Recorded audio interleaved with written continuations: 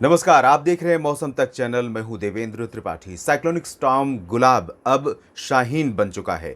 बे of Bengal से उठने के बाद गुजरात के तटों से पार कर ये अरब सागर में पहुंचा है और उत्तरी मध्य क्षेत्रों, उत्तरी पूर्वी क्षेत्रों पर इस समय इसकी लोकेशन है। और ये कह सकते हैं कि पाकिस्तान से सीधे स्ट्रेट साउथ में है, पाकिस्तान के तटवर्ती रीजन से। और इसके प्रभाव से हैदराबाद, कराची और यहाँ तक कि क्वेटा तक घने बादल, मीरपुर खास तक घने बादल दिखाई दे रहे हैं। चाबहार समेत ईरान के भी तटवर्ती रीजन्स पर इसका इम्पैक्ट शुरू हो चुका है।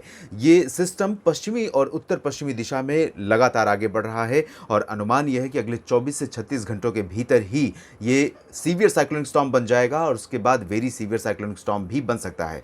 इसकी इंटेंसिटी से आप अंदाज़ा लगाइए कि ये गुलाब से ज़्यादा इंटेंसीफाई ऑलरेडी हो चुका है। इस समय इसके प्रभाव से आसपास के रीजन्स में आप देखिए 36 नॉट यानी कि लगभग 70-75 किलोमीटर प्रति घंटे की रफ्तार से हवाएं चलनी शुरू हो चुकी हैं। और जब ये और आगे बढ़ेगा, इंटेंसीफाई होगा, उस दौरान 90, 100 और 110 किलोमीटर प्रति घंटे की रफ्तार से हवाएं चलेंगी।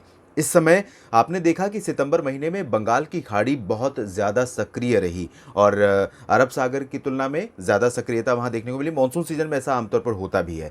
और ये सिस्टम, और कई बार आपने देखा है कि जब भी बंगाल की खाड़ी में कोई साइक्लोनिक स्टॉर्म उठता है और वो महाराष्ट्र या गुजरात के तटों से होकर अरब सागर में पहुंचता है, तो वो फिर से उसे एनर्जी मिलने की संभावना बन जाती है। और अगर एटमॉस्फेरिक और ओशनिक कंडीशंस फेवरेबल हों, यानी कि वायुमंडल और समुद्र दोनों अनुकूल स्थिति में हो किसी सिस्टम को और इंटेंसीफाई करने के लिए, तो वो इंटेंसीफाई करते हैं और साइक्लोनिक स्टॉर्म बनता है। तो इस समय न सिर्फ पूरे ग्लोब पे प्रशांत महासागर में जो स्थितियां हैं वो सिस्टमों के अनुकूल हैं, बल्कि हिंद महासागर में अरब सागर और बंगाल की खाड़ी दोनों तरफ सामुद्रिक स्थितियां इन सिस्टमों को इंटेंसीफाई करने के अनुकूल हैं। साथ ही साथ वायुमंडलीय स्थितियां यानी एटमॉस्फेरिक कंडीशंस भी अनुकूल हैं। इसी वजह से ये सिस्टम लगातार इंटेंसीफाई हो रहे हैं। और ये सिस्टम, सबसे अहम बात भारत के तटों से रिलेटेड ये है कि ये सिस्टम अब गुजरात के तटों से काफ़ी दूर चला गया है। लगभग द्वारका से इसकी दूरी इस समय 400 साढ़े 400 किलोमीटर के करीब है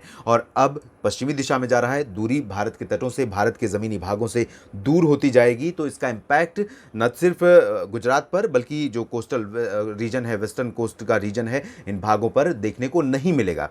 और ये मुख्यतः पश्चिमी दिशा में आगे बढ़ते हुए किन किन क्षेत्रों को प्रभावित करेगा, इसकी भी हम चर्चा करते हैं। आइए आपको दिखाते हैं इन बादलों के जरिए। बादलों का प्रभाव आप देखिए, सेंट्रल पाकिस्तान तक इन बादलों का प्रभाव पहुंच रहा है, क्वेटा तक और खानपुर, साथ ही साथ मीरपुर खास, हैदराबाद और कराची और जो आसपास के बंदरगाह रीजन है, इन भागों में बहुत ही घने बादल छाए हुए हैं। बादलों की तेज़ गर्जना और लाइटनिंग स्ट्राइक के साथ इन भागों में बारिश हो सकती है। इसके अलावा ये पश्चिमी दिशा में आगे बढ़ते हुए ईरान के तटवर्ती रीजन्स के करीब बेहद पहुंच जाएगा, ओमान के तटीय भागों के करीब पहुंच जाएगा और संभावना, आशंका यह है कि ये मस्कट के आसपास कहीं पर लैंडफॉल कर सकता है। सोहर और मस्कट के बीच में कहीं ओमान के इन तटवर्ती रीजन्स पे लैंडफॉल कर सकता है। चाबहार पर भी समुद्र की जो स्थितियां होंगी, समुद्र की कंडीशंस होंगी, वो बहुत ज़्यादा अस्थिर होने वाली हैं अगले 12 घंटों के बाद से। तो यहाँ पर समुद्र में बढ़ जाएगी हलचल। तो खाड़ी में यहाँ पर बहुत अलर्ट रहने की ज़रूरत है। यहाँ बहुत ज़्यादा एक्टिविटी होती हैं पोर्ट पर। ये बहुत ही बिजी पोर्ट माना जाता है क्योंकि यूरोप का रास्ता होता है ये, और भारत के, बांग्लादेश के, तमाम देशों के जो शिप हैं वो इस रास्ते,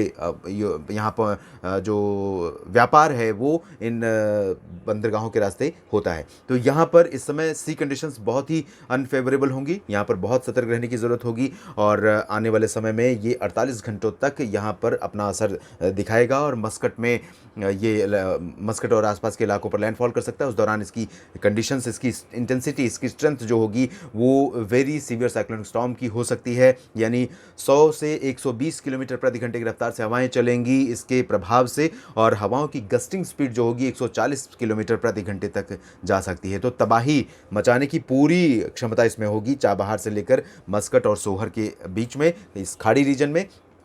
और समुद्री तूफानों के नाम किस तरह पड़ते हैं और कौन इन नामों को तय करता है, ये हम आपको दिखाते हैं लिस्ट में। और अगला साइक्लोन जो बनेगा, इसका नाम शाहीन है। ये जो साइक्लोनिक स्टॉर्म बना है ये शाहीन है। ये नाम दिया है कतर ने, और इससे पहले दिया था गुलाब का नाम पाकिस्तान ने। तो जो हिंद महासागर रीजन है, संपूर्ण क्षेत्र बंगाल की खाड़ी से लेकर अरब सागर तक का, इस क्षेत्र से सटने वाली जो सीमा है जिन देशों की, वो सभी देश नाम तय करते हैं इन हिंद महासागर क्षेत्रों में बनने वाले साइक्लोन की। और 13 देश हैं जो जिनकी सीमाएं समुद्री क्षेत्र से लगती हैं, और यही 13 देश 13 नाम देते हैं, और उन्हें आपस में इनकी जो मेट एजेंसियां हैं वो नाम तय करती हैं अपनी तरफ से और प्रपोजल देती हैं। ये 13 देश पहले उसे एक्सेप्ट करते हैं, और उसके बाद वर्ल्ड मेट्रोलॉजिकल ऑर्गेनाइजेशन WMO इसको अपनी अनुमति देता है, अनुमोदन करता है, और उसके बाद ये नाम तय होते हैं। तो अब इस समय आप यहाँ पर देख सकते हैं जो नाम है अगला ये शाहीन का, ये दिया है कतर ने, इससे पहले दिया था गुलाब पाकिस्तान ने। और आने वाले जो नाम होंगे वो होंगे जवाद, सऊदी अरबिया द्वारा दिया गया है। श्रीलंका ने दिया है असनी, जो जवाद के बाद बनेगा। उसके बाद थाईलैंड का सितरंग, और यूनाइटेड अरब अमीरात्स का दिया हुआ नाम होगा मोंडोस, और मोचा यमन ने दिया है। और उसके बाद बांग्लादेश और फिर भारत के दिए गए नाम की बारी आएगी। बिपा रजॉय और तेज इंडिया का नाम होगा। तो तेज नाम यानी तेज साइक्लोन आने में अभी 1 2 3 4 5 और 6 7वां साइक्लोन होगा अगला, जो भारत द्वारा दिए गए नाम का होगा। तेज नाम रहेगा इसका। और आपको ये भी बता दूं कि ये जो 13 देश हैं, इन्होंने 13 नाम दिए हैं, आप यहाँ देख सकते हैं। इन 13 नामों की जो कुल सूची है वो 169 नाम है। तो आने वाले लंबे समय तक साइक्लोन का नामकरण हो चुका है। अक्सर लोगों के मन में जिज्ञासा रहती है कि आखिर ये नामकरण करता कौन है। तो इसलिए ये सारे 13 देश नाम देते हैं, क्योंकि वो प्रभावित या कह सकते हैं कि उस जोन में, प्रभावित होने वाले जोन में आने वाले देश हैं, इसलिए इनसे नाम लिया जाता है और ये नाम तय होते हैं। और आपको ये भी बता दें कि यूनाइटेड अरब अमीरात्स में इस समय IPL, Indian premier league, Bharat का एक बहुत ही लोकप्रिय क्रिकेट मैच प्रतियोगिता यहाँ पर चल रही है। और ज़्यादातर जो मैच हैं वो अबू धाबी और दुबई में खेले जा रहे हैं। तो आशंका ये है कि आज तो नहीं, लेकिन कल यानी कि 2 अक्टूबर को जो मैच यहाँ पर होंगे उन पर इस साइक्लोन शाहीन का साया पड़ सकता है। इसके प्रभाव से बादल, बारिश और हवाएं शुरू हो सकती हैं। 2 और 3 को होने वाले मैच, यानी शनिवार और रविवार, दोनों दिन 2-2 मैच खेले जाते हैं आमतौर पर IPL में वीकेंड्स पर। तो ये 4 मैच यहाँ पर प्रभावित हो सकते हैं। चारों मैचों पर इस साइक्लोन शाहीन का साया रह सकता है, और 3 के बाद 4 अक्टूबर को भी इसका प्रभाव कुछ इलाकों में देखने को मिल सकता है। साइक्लोन शाहीन से जुड़े ताज़ा अपडेट के इस बुलेटिन में अभी इतना ही। आप बने रहिएगा मौसम तक चैनल के साथ। भारत के बाकी क्षेत्रों पर क्या मौसमी सिस्टम है, मानसून कब वापस लौटने वाला है, इस बारे में हम चर्चा करेंगे अगले बुलेटिन्स में। धन्यवाद।